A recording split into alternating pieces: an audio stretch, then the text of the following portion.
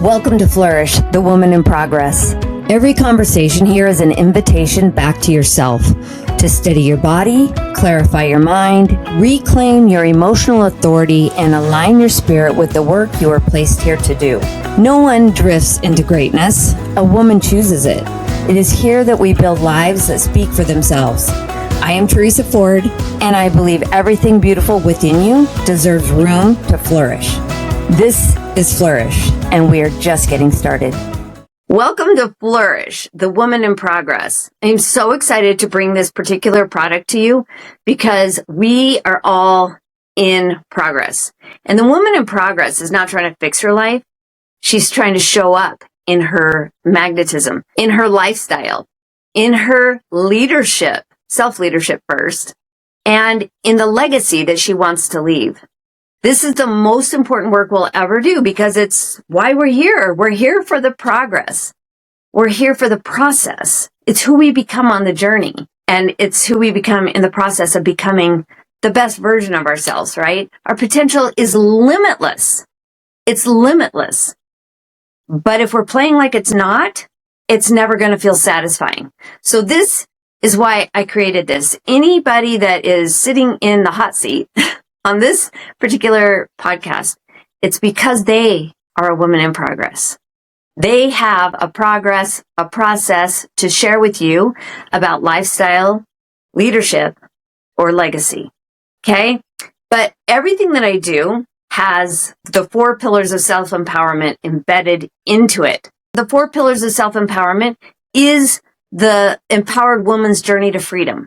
That is the bottom line. We all want to be free. Free of worrying about what other people think of us, free of any past trauma or limiting beliefs that we spend a lot of time worrying about what other people think and whether or not we're making them happy and whether or not we're allowing them to be comfortable while we change and progress and live and move forward in life, which is, that's an oxymoron.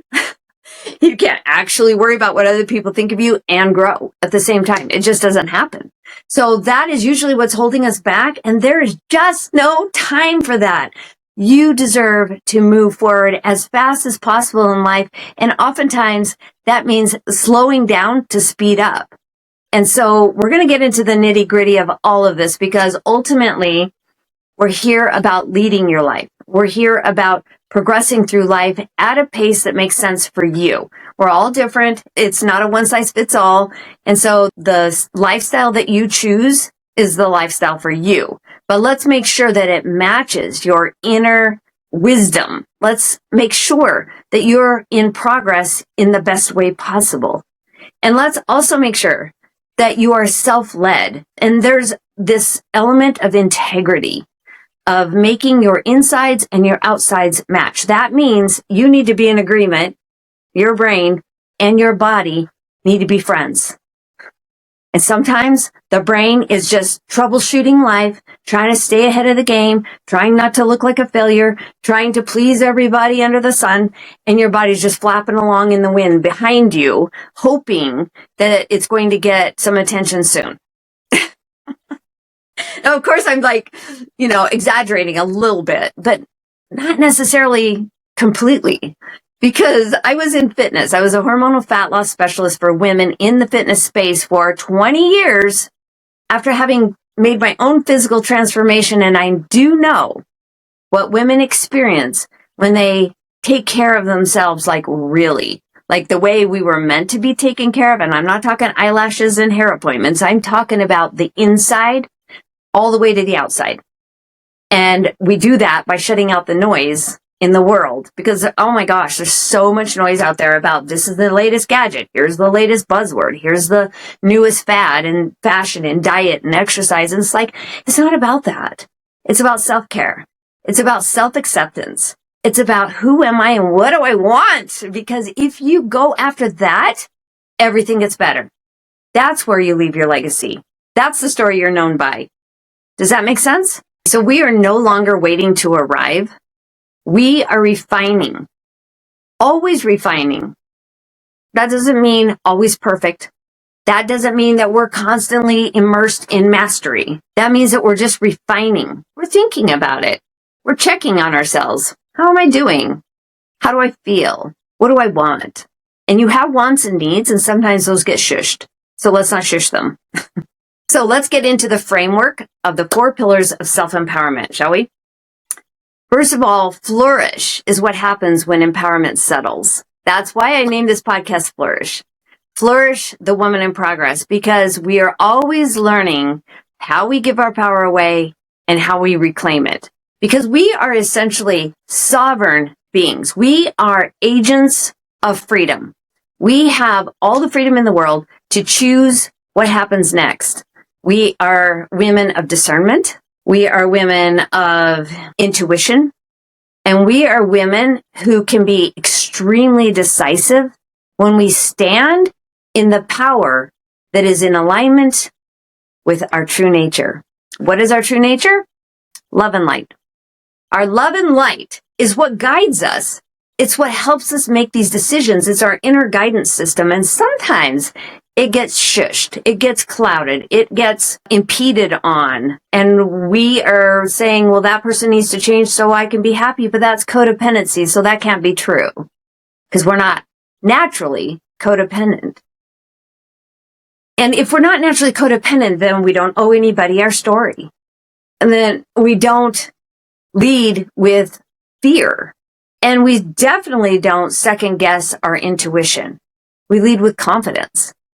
We are clear. We can sift and sort, but if you've been gaslit, that's been harder, right? So we all have a past, and everything from the past that has happened, especially on the negative side of things, is what we're creating our future from. And that's just not going to do. We cannot create a future from fear. We can't do it.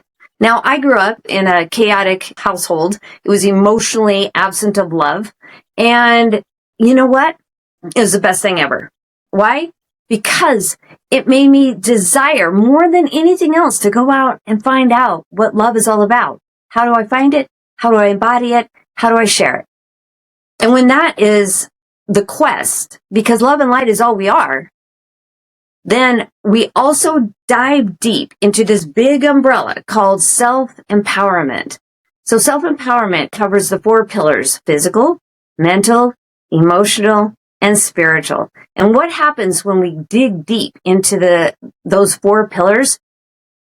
Transformation, baby. The best possible outcomes. And it won't be without trial and error. It won't be without its ups and downs. It's just the nature of life because God doesn't want us to get bored. So we're going to dive in and we're going to be deliberate. We're going to be intentional about figuring out who we are, what we want, and how we want to be remembered. It's a big deal. So if you're like me, and there's been some generational trauma cycles, inherited unhealthy patterns, that's okay. It's fine. Because that is the contrast we needed to become our very best selves. And so it starts with the body. The first pillar of self-empowerment is physical. It starts in the body. Why? Because we're a spirit in a body, and inside this body, Controlzilla sits up on top. It's my nickname for your brain. Controlzilla's here, and your emotional system is here. Heart, gut, sacral center. And when we are operating as a whole, because we're not separate, we are one thing. Physical, mental, emotional, and spiritual, everything changes because now we're one. Now we are operating with that idea of integrity, that the inside and the outside are aligned. Who we are out in public is the exact same person that is behind closed doors. But sometimes when life is hard, we have coping strategies and we don't really want anyone to see those. And it's okay. They're there. We just notice them. That's all. We're not judging it. But if those coping strategies are there and we really don't want anyone to see that part of us, we need more alignment. That's all that means. So you can be the same person out there that you are back here and you're one and the same. It's amazing. So when I was growing up, my mom was like, oh, hello to everybody out there. And she was like, you kids behind closed doors. Really resonated with me that she was the same person to everybody else. She was manipulating their belief system about her because I guess appearances matter. But she really didn't have anything to hide because she had an alcoholic father who did horrible physical abuse to her and her sisters. So there was a reason that she couldn't be that pleasant person behind closed doors. Not an excuse. It's just that there was a reason. And she hadn't healed from it. But we're smarter now. We have way more information. You have to be blind not to see all the information on how to go from a disintegrated state into an integrated state of regulation and peace and harmony and going with the flow of life. You know, all the good stuff. So it's really important that we pay attention to what's happening in the body, because oftentimes we can tell what's happening in the body just by looking in the mirror. And I had a moment when I was looking in the mirror. I had 5 kids. My life had been lifing. And I looked in the mirror and I was like, oh my gosh, who is that? And I knew my behavior behind closed doors and when I disintegrated wasn't great. And I was like, oh my gosh, I'm just like my mom. And I didn't want to pass that generational trauma on. I'm not saying I didn't, but it's never too late to catch it. So the most important thing is if you're looking in the mirror and going, I don't know who that is, because she's wired and tired and you're happy and snappy. We got some work to do. So if looking in the mirror is like, gosh, when did that happen? What happened? What happened? It's not unusual. And it's just part of the course of life of self-correcting. And that's the woman in progress. So we start with her. And I can tell you, being in hormonal fat loss for women for 20 years, I know exactly what causes stress in the woman's body. And I also know how to release it. So if you are trying to reduce your stress is high, fun is low. If we shift that and your body starts to have more fun, less stress, it's just going to naturally do the metabolic thing and release fat. That's just what it does. But we're working so hard at it and we're pushing it into a box because everybody says this is what you do to exercise and eat right. Your body's like, well, okay, I guess you're still not listening to me. And when that happens, it makes everything harder because your body is still trying to be forced into submission. And that's not what it wants. It's talking to you all the time. And when you have the signals and you know the cues, you can actually take care of your body the way it needs to be taken care of. And it's not kidding when it tells you it has needs. But if we're ignoring them, well, the body's adaptable. And it's going to keep on going through the process of just flapping behind you in your already jam-packed life. And it can do that forever. But is that the point? Don't you want to feel young and youthful forever? Don't you want to run and play? Like, that is my theme. It's like, let's run and play forever. As a grandmother, I want to play with my grandkids. And I want to have as much life in my life as possible. And I don't know, losing my independence just is so unappealing. But if we're not doing something with ourselves soon enough, it gets harder, right? So would you like to start now and take care of your body? Or do you want to wait 3 or 4 or 10 years until it's really hard? That's literally how I made a physical transformation, losing 8 dress sizes in 6 months. It's like, well, I could get bigger pants right now because mine are too tight. Or I can get bigger pants after that and then start doing something. But I was like, you know what? I'd rather start when it's not as hard as it could be and start from here. And I actually made that transformation in 6 months, and it was the easiest thing I ever did because I started having more fun, which allowed stress to drop, which changed everything. When you move your body, everything changes. That is a promise. Your mind gets sharper, your body feels safer, and your connection to who you are, to God, increases. It's kind of magical. I highly recommend it. But as we move through your body, which is the powerhouse, the movement restores your life, the energy that is stored in your body, we know that, right? With anger, if we don't get rid of anger, we release anger, it's stuck in your body. The liver is where you primarily hold anger. And every part of your body, every organ, every tendon, every meridian in your body is a housing place for energy unreleased. So we can store negative energy and our body can just feel really heavy and weighed down. And all of a sudden we have dysfunction, meaning less function, or we have dis-ease, which is less ease in the body. They say feelings buried alive never die. And that is the case. And they make your life worse. And I'm saying worse as in it could have been better. So if we're trying for the benchmark of the best life possible, we have to figure out how to move the body and release those emotions. You know, animals, when they have a traumatic experience, like the gazelle is being chased by the tiger, after the gazelle escapes, its body shakes and it lets that energy leave its body. Now, if you haven't had that experience where you're just shaking and trembling after a traumatic experience, chances are you swallowed it. You held it. It's stored in your body as a memory. And that is going to change the trajectory of your life because it's fear. It's negative energy stuck in your body. So moving your body moves you closer to the progress of becoming the person that is free. So that is why moving your body is so important. Now, also, I have a quick story. So there was I had a fitness studio, and there was a woman who was a nurse. She quit her job to take care of her husband who was sick with cancer, and she did everything she could think of, and all the natural healing methods and everything. And it never crossed her mind that he would die. She was pretty sure that she was going to be able to help him so much that he would survive this. And then he passed. And she was so blindsided. And the grief was so tremendous that after a couple weeks of sleeping, because grief is the heaviest emotion we can carry and it's exhausting. So sleeping is awesome when you have grief. But these waves, tidal waves of grief that washed over her head, you could just see it. It just washed over her head, almost drowning her. Like she wasn't sure she was ever going to come up for air because the tidal waves just wouldn't stop. But eventually, you could see when the tidal wave just subsided slightly and she could take a breath, and she would come to our studio and just work out.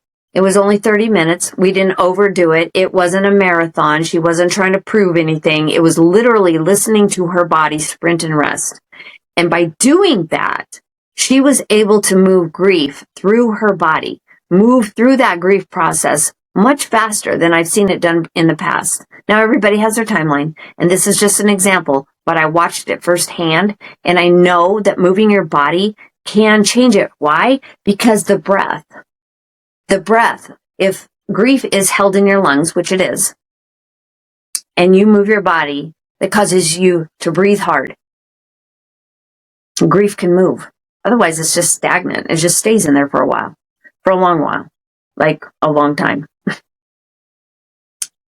And so no matter what your journey is, if you've experienced grief, this is just an example that grief is removed through the breath. And when I say removed, it's not that we don't miss our loved ones. It's not that we don't miss the part of us that got lost in the past.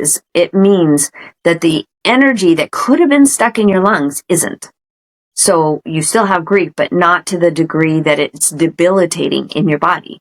Does that make sense? So emotions, if they live in the body, they must be removed. So when the body moves, emotion processes, and processes faster. And when the body is still, emotion lingers and it compounds. So we can tell that moving the body is the most important thing. So that's the first pillar. The second pillar is the one I named earlier, Controlzilla. Controlzilla is your mental belief system.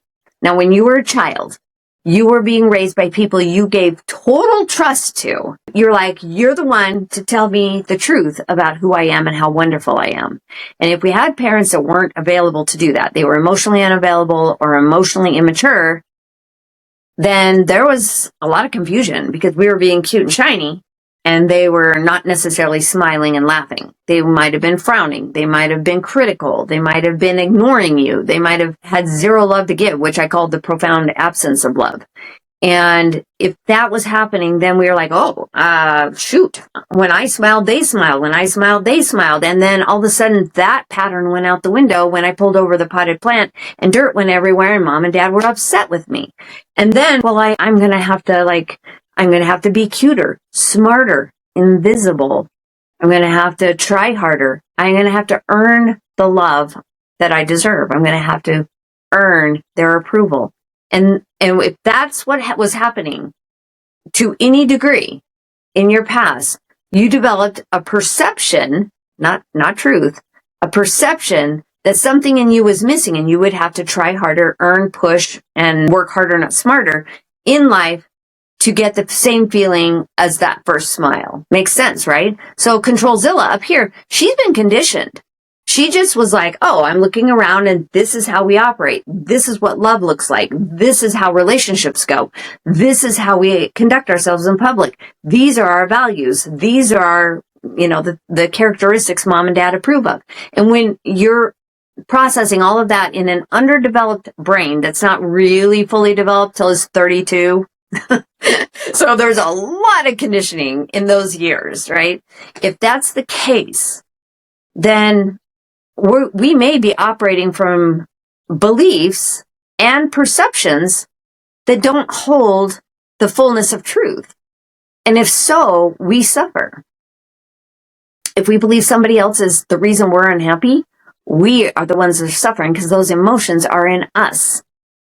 They're not going to change. We don't have control over that.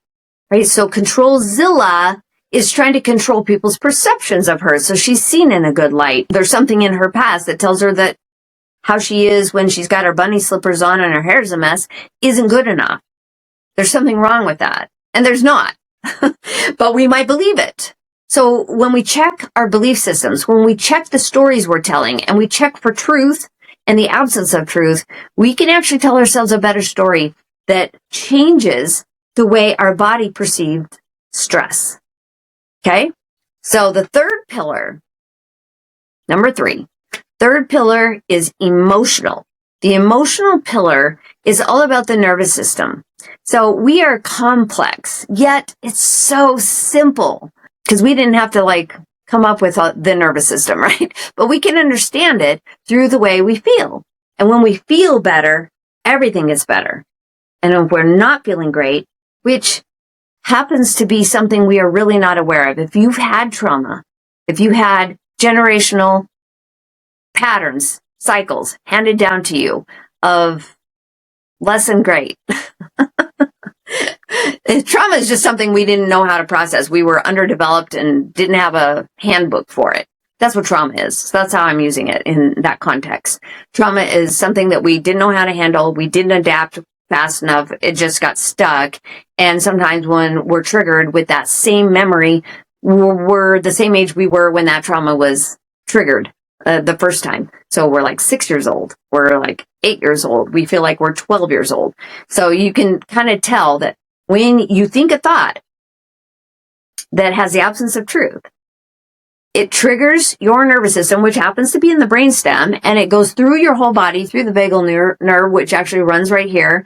It's the most accessible place to get to the vagal nerve in your body is right through the neck region, but it goes throughout your whole body, sending a chemical soup out into your body saying we're safe or we're not safe or some degree to that nature. Okay. So if we're safe or not safe, guess what? We're behaving according to the signal. If we're safe, we're cheerful, we're relaxed, we're charismatic, we're magnetic, we're staying put, we're just being and believing, and all is well. We feel good.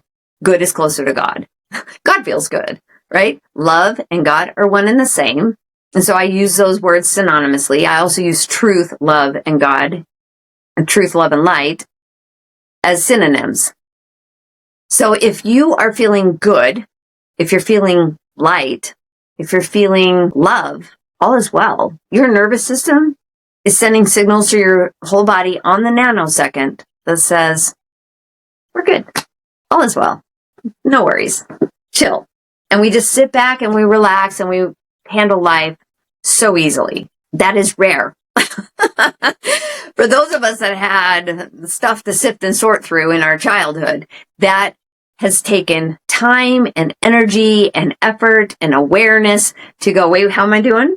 What did I think about? Why is my body responding this way? And why do I feel like I just need to run?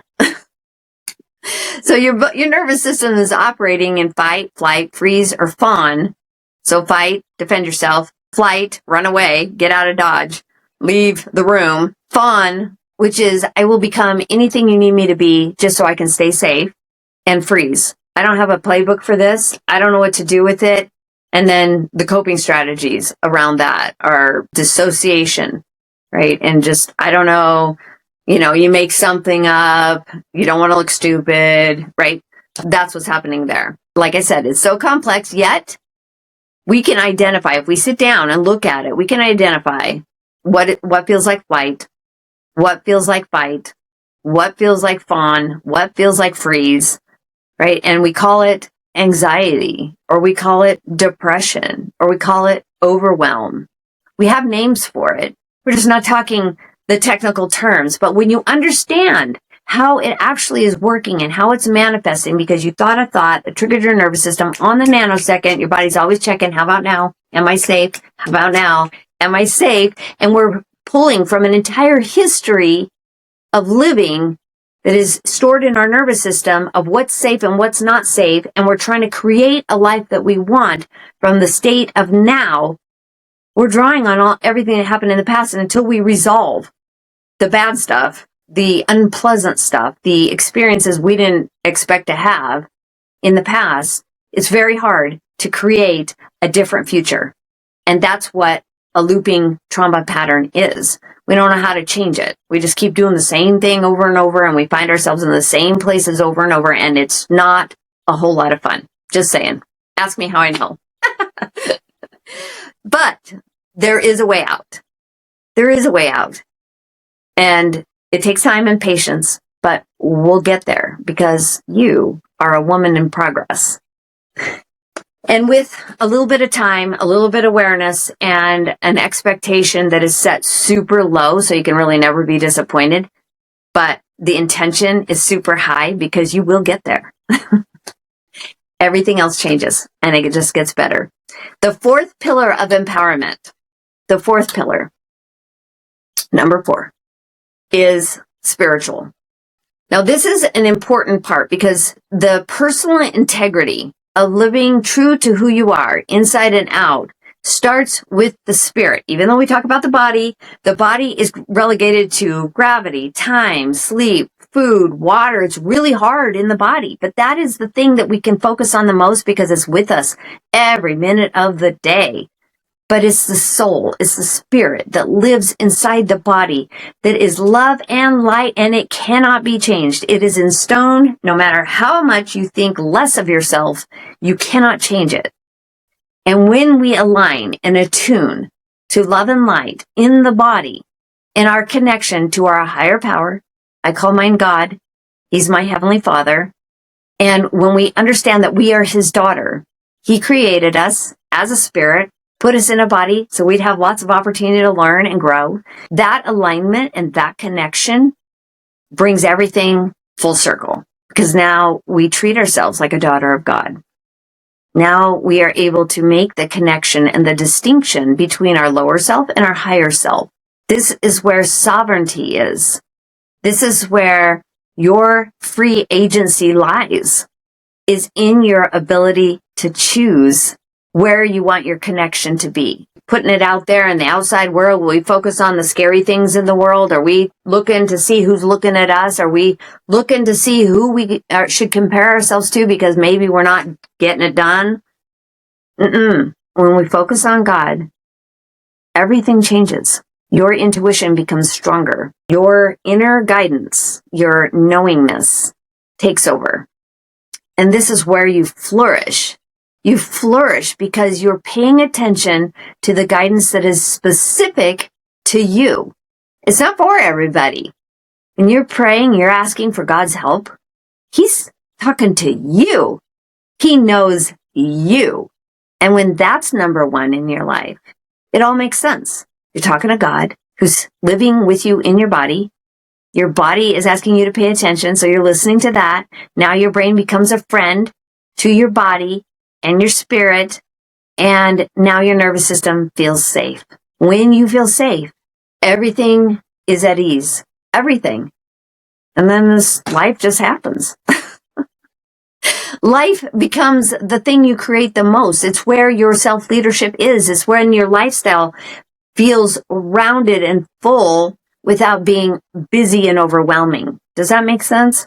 We're not so worried about the people that put ideas in our head and whether or not they'll approve of us. We give up the habit of being available for their outside opinion when they haven't done the work. Instead, we're sovereign.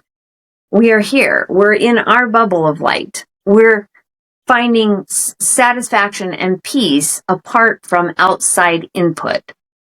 We're going to God for the answers. We're asking our intuition for the answers. We're listening to the Spirit that speaks to us, that helps us know we are home. And when that happens, guess what? You are. You're home. And you flourish. And this is what it means to be empowered, is to take back your decision making, your decisiveness, your power of choice to decide what happens next. And you exit the roundabout of past family trauma loops. Like you suddenly become unavailable to keep doing the same thing over and over and over and experiencing the same pain. It's pretty amazing. And then, like I said, stress drops and fun ensues. It's just natural. It's just how the scales work. The stress is low, fun is high. But if your stress is high, fun is low. And that doesn't mean you're not going on vacations and stuff, but you're still carrying around the heaviness that isn't yours. It never was. So if you want your body to lighten up, if you want your mind to lighten up so you're not going in loops for days, weeks, or months, if you want your body to stop feeling anxious and having yucky gut soup, which is what I call more than one negative emotion happening at a time, you're worried about what hasn't happened yet. Why? Because we haven't worked on the nervous system just yet. You know, when all that happens, everything gets better. It just does. So your body's not trying to work against you. If you're looking in the mirror and you're not happy, she is not the problem. She's the one that gets you from point A to point B every day. So she's actually your friend. She's adapted. She's been through all kinds of ups and downs. So let's give her a little pat on the back. She's done a great job. She sifted and sorted as best as she could. And this is where we pick up a whole new way of thinking about ourselves and where our power truly lies, right? So if you have a story to tell, please put it in the comments. I would love to hear your story and how you have personally progressed, how you've made shifts and changes in your life. And of course, if there's anything I can do to support you, I have containers for this. This is the work that I offer you, is how to take who you are, who you've been, and turn her into a woman who is ready to take charge of her life, sit in the driver's seat, and go with the flow and harmony that is in front of her path. The woman who flourishes best is the woman who leads herself with intention, and she stops reacting to life and starts responding from her authentic, inner, true nature of love and light. I invite you to join me with each and every episode, growing with me, deepening on each pillar of self-empowerment. It's going to be an amazing journey, and I can't wait to see your progress. I'll see you in the next episode. Flourish is the voice of a larger movement, the empowered woman's journey to freedom, a rising collective of women who design their lifestyles with intention, lead with conviction, and know that the legacy they leave is shaped by the standards they hold today. You are the woman in progress. So stand tall in your authority. And when you lead yourself well, it changes the trajectory of generations. That is the point. If something stirred within you, don't ignore it. Explore it. Follow it. Expand from it. It's who we are. It's how we live. It's what we do. And I'll see you next time on Flourish.